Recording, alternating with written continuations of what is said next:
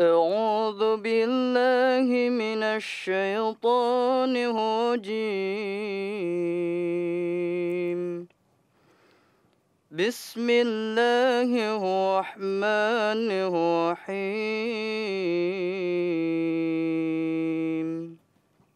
Pemirsa MTA dimanapun Anda berada, selamat datang dalam program Ramadan Mubarak. Assalamualaikum warahmatullahi wabarakatuh. Waalaikumsalam warahmatullahi wabarakatuh. Pemirsa MTA yang berbahagia, alhamdulillah dengan karunia Allah Subhanahu wa taala, pada hari ini kita dapat berjumpa dalam program Ramadan Mubarak. Pada program ini insya Allah kita akan membahas dan membedah ayat-ayat suci Al-Quran, terjemah dan juga tafsirnya yang mudah-mudahan dapat bermanfaat dan dapat kita amalkan dalam kehidupan kita. Pada hari ini alhamdulillah saya ditemani oleh rekan-rekan mahasiswa Jamiah. Assalamualaikum. Waalaikumsalam. Alhamdulillah. Baik, pada hari ini kita akan membahas surah An-Naba. Namun sebelumnya kita akan dengarkan pembacaan surah An-Naba yang akan disampaikan oleh mahasiswa Jamiah. Silakan. Assalamualaikum warahmatullahi wabarakatuh. Waalaikumsalam. Al-Quran surah An-Naba ayat 1 sampai 41. A'udzu billahi minasy syaithanir rajim. Bismillahirrahmanirrahim. Amma yatasaalun 'anil naba'il 'azim alladzi hum fihi mukhtalifun. Kalla saya'lamun summa kalla saya'lamun alam naj'alil arda mihada wal jibala awthada wa khalaqnakum azwaja وجعلنا نومكم سباتا وجعلنا الليل لباسا وجعلنا النهار معاشا وبنينا فوقكم سبعا شدادا وجعلنا سراجا وهاجا وأنزلنا من المعصرات ماء ثجاجا لنخرج به حبا ونباتا وجنات ألفافا إن يوم الفصل كان ميقاتا يوم ينفخ في الصور فتأتون أفواجا وفتحت السماء فكانت أبوابا وسيرت الجبال فكانت سرابا إن جهنم كانت مرصادا للطاغين مآبا لابثين فيها أحقابا لا يذوقون فيها بردا ولا شرابا إلا حميما وغساقا جزاء وفاقا إنهم كانوا لا يرجون حسابا وكذبوا بآياتنا كذابا وكل شيء أحصيناه كتابا فذوقوا فلن نزيدكم إلا عذابا إن للمتقين مفازا حدائق وأعنابا وكواعب أترابا وكأسا دهاقا لا يسمعون فيها لغوا ولا كذابا جزاء من ربك عطاء حسابا رب السماوات والأرض وما بينهما الرحمن لا يملكون منه خطابا يوم يقوم الروح والملائكة صفا لا يتكلمون إلا من أذن له الرحمن وقال صوابا ذلك اليوم الحق فمن شاء اتخذ إلى ربه مآبا إنا أنذرناكم عذابا قريبا يوم ينظر المرء ما قدمت يداه ويقول الكافر يا ليتني كنت ترابا.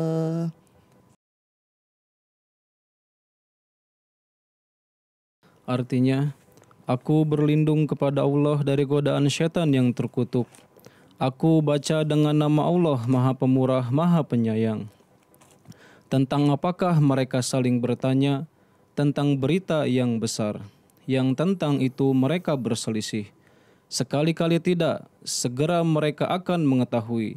Kemudian sekali-kali tidak, segera mereka akan mengetahui. Tidakkah kami telah menjadikan bumi sebagai hamparan dan gunung-gunung sebagai pasak, dan kami telah menciptakanmu berpasang-pasang, dan kami telah menjadikan tidurmu untuk istirahat. Dan kami telah menjadikan malam sebagai pakaian, dan kami telah menjadikan siang untuk mencari penghidupan. Dan kami telah menjadikan di atas kamu 7 langit yang kuat. Dan kami telah menjadikan matahari sebagai pelita yang bersinar terang. Dan kami telah menurunkan dari awan-awan yang tebal air hujan yang lebat, supaya kami mengeluarkan dengan itu biji-bijian dan tumbuh-tumbuhan, dan kebun-kebun yang rimbun. Sesungguhnya hari keputusan itu telah diterapkan. Pada hari nafiri akan ditiup, maka kamu akan datang berkelompok-kelompok. Dan langit akan dibuka, maka jadilah pintu-pintu. Dan gunung-gunung akan dijalankan, maka akan seperti fata morgana. Sesungguhnya jahanam adalah tempat mengintai, tempat kembali bagi orang-orang yang melampaui batas, yang akan tinggal di dalamnya berabad-abad lamanya. Mereka tidak akan merasakan di dalamnya kesejukan dan tidak pula minuman, kecuali air mendidih dan cairan busuk yang dingin sekali. Pembalasan yang setimpal. Sesungguhnya mereka tidak takut kepada penghisaban, dan mereka sungguh-sungguh telah mendustakan tanda-tanda kami, dan segala sesuatu kami telah mencatatnya dalam sebuah kitab. Maka rasakanlah olehmu, maka kami tidak akan pernah menambah bagi kamu kecuali azab. Sesungguhnya bagi orang-orang bertakwa sudah diterapkan kemenangan, kebun-kebun dan anggur, dan gadis-gadis remaja yang sebaya, dan piala-piala yang terisi penuh. Mereka tidak akan mendengar di dalamnya perkataan sia-sia dan tidak pula dusta. Ganjaran dari Tuhan engkau, pemberian yang cukup. Tuhan langit dan bumi dan apa yang ada di antara keduanya, yang Maha Pemurah, mereka tidak mempunyai kekuatan untuk berbicara dengan Dia. Pada hari ruh dan malaikat-malaikat berdiri bersaf-saf, mereka tidak akan berbicara kecuali siapa yang Tuhan Maha Pemurah memberikan izin kepadanya.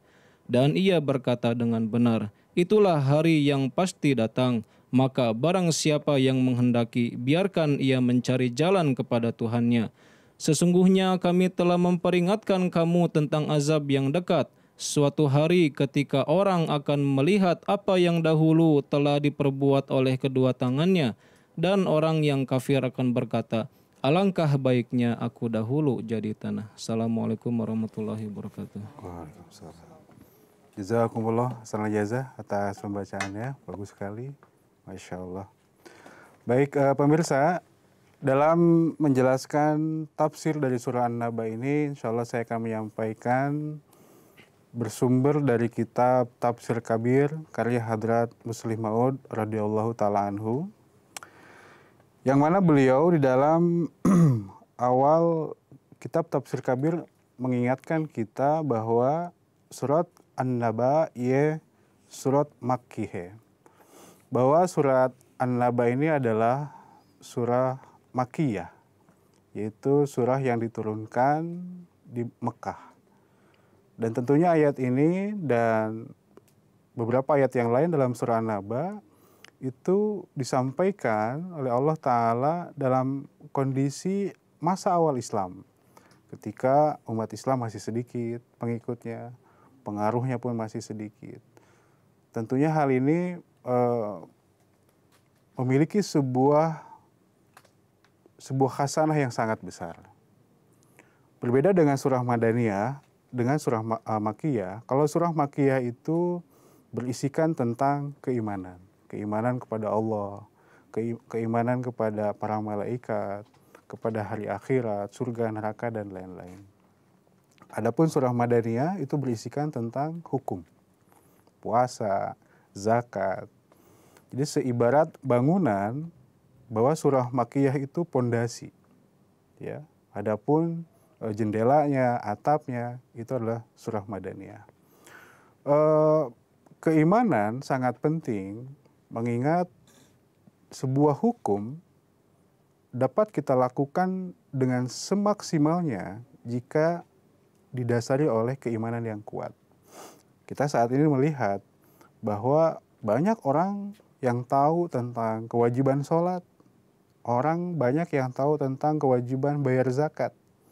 Tapi faktanya karena tidak ada keimanan, banyak yang lalai dalam mendirikan sholat, dalam membayar zakat. Bukan berarti mereka tidak tahu wajibnya atau tidak tahu pahalanya. Mereka tahu, dalam konsep hukum tahu. Tetapi karena keimanannya tidak kuat, tidak memahami dasar keimanan tersebut, maka banyak sekali hukum-hukum di dalam Islam yang terabaikan.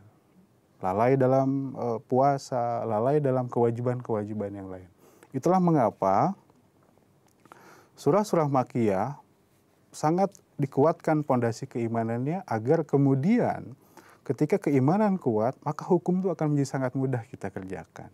Bahkan menjadi sebuah kebutuhan, sudah tidak lagi menjadi sebuah beban.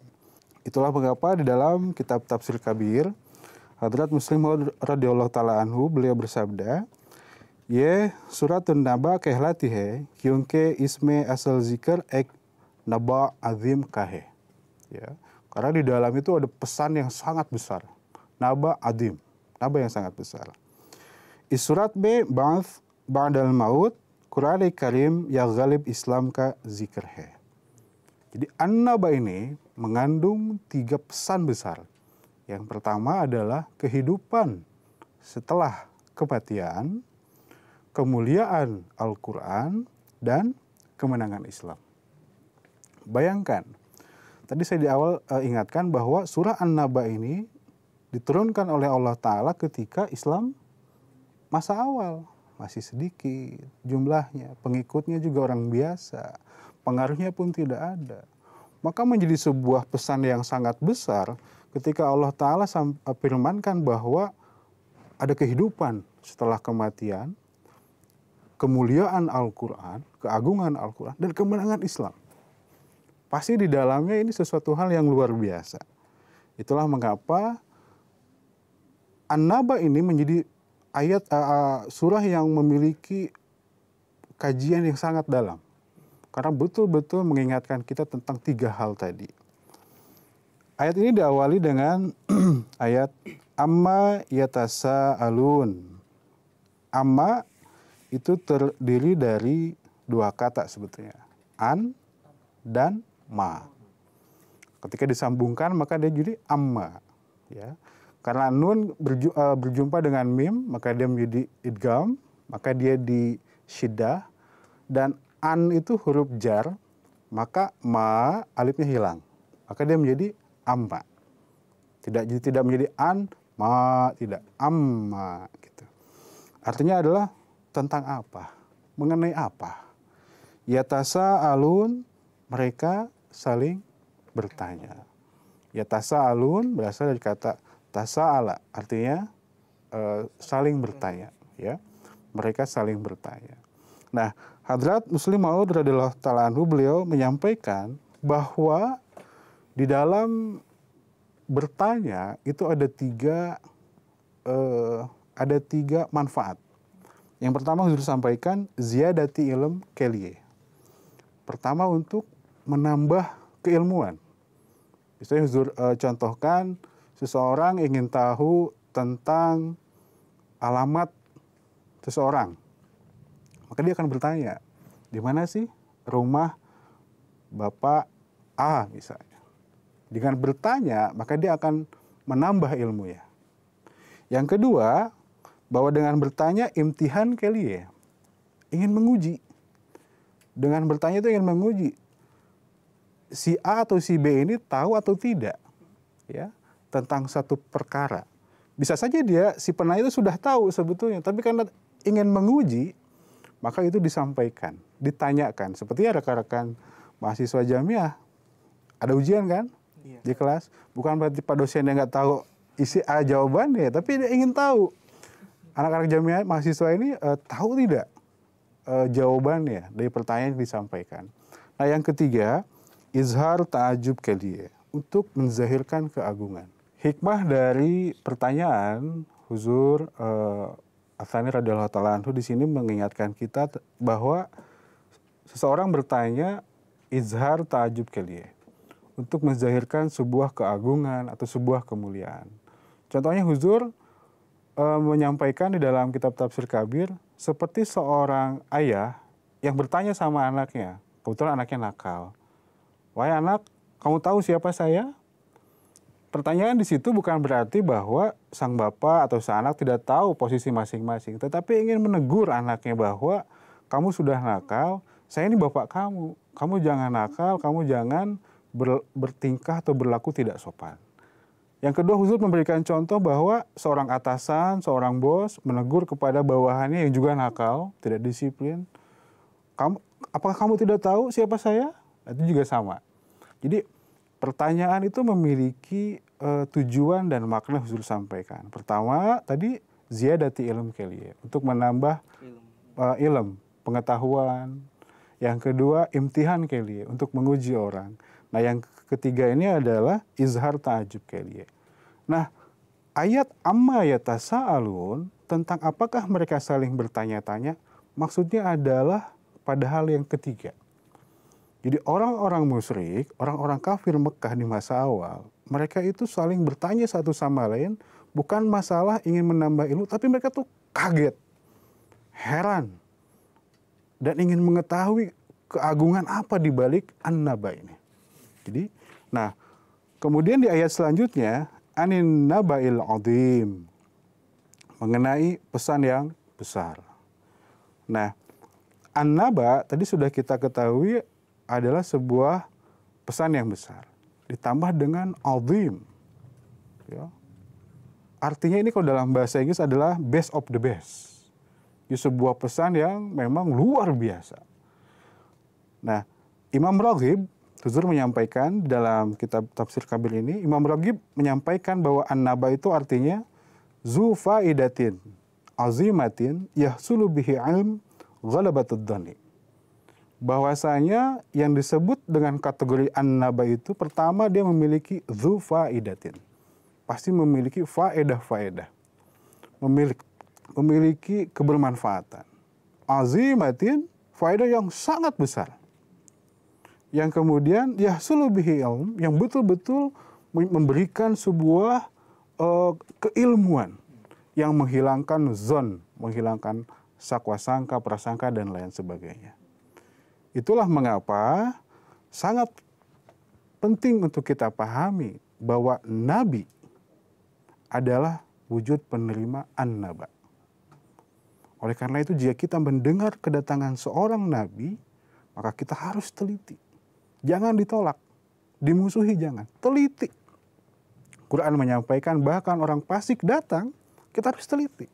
Apalagi seorang nabi pembawa an-naba, pesan yang sangat besar. Rasulullah SAW membawa pesan yang sangat besar.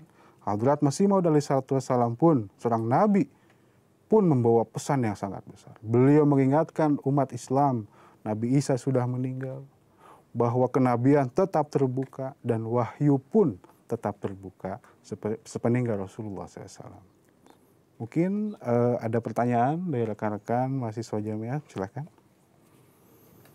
Silakan.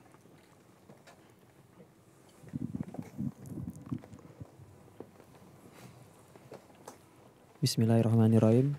Nama saya Hadid Muhammad Talha. Saya ingin bertanya, Pak. Tolong jelaskan bagaimana pandangan akhirat menurut Islam. Baik, terima kasih. Ya, ketika konsep kehidupan setelah kematian ini disampaikan kepada orang-orang kafir, musyrik di Mekah pada masa awal, tentu hal ini menimbulkan satu penolakan. Karena orang-orang kafir di Mekah pada masa itu pasti akan menjawab, bagaimana akan ada kehidupan? Kalau badan kita saja kemudian musnah, tulang kita pun dimakan oleh belatung dan lainnya hilang, apalagi di Mekah itu panas ya. Lantas jasad tidak ada, bagaimana akan ada kehidupan? Ini pertanyaan-pertanyaan yang dialamatkan kepada Rasulullah SAW. Bagaimana mungkin ada kehidupan? Nah, sebenarnya di dalam ayat-ayat sesudahnya itu akan dijelaskan apa dan bagaimana kehidupan setelah kematian. Namun untuk menjawab pertanyaan tadi bahwa bagaimana kehidupan di akhirat nanti, Hadrat Masih Maud alaihi salatu wassalam di dalam buku Filsafat Ajaran Islam beliau menyampaikan dengan sangat gamblang, dengan sangat jelas, bahwa tentunya kehidupan di akhirat nanti akan berbeda dengan kehidupan kita di dunia ini. Ya. Kehidupan di akhirat nanti adalah kehidupan ruh, kehidupan rohani. Karena tadi jasad kita hancur, badan kita pun hancur, rusak, musnah ya.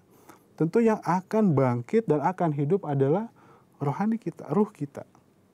Nah, kehidupan ruh di alam akhirat nanti tentu dia akan memiliki badan yang berbeda, jasad yang berbeda.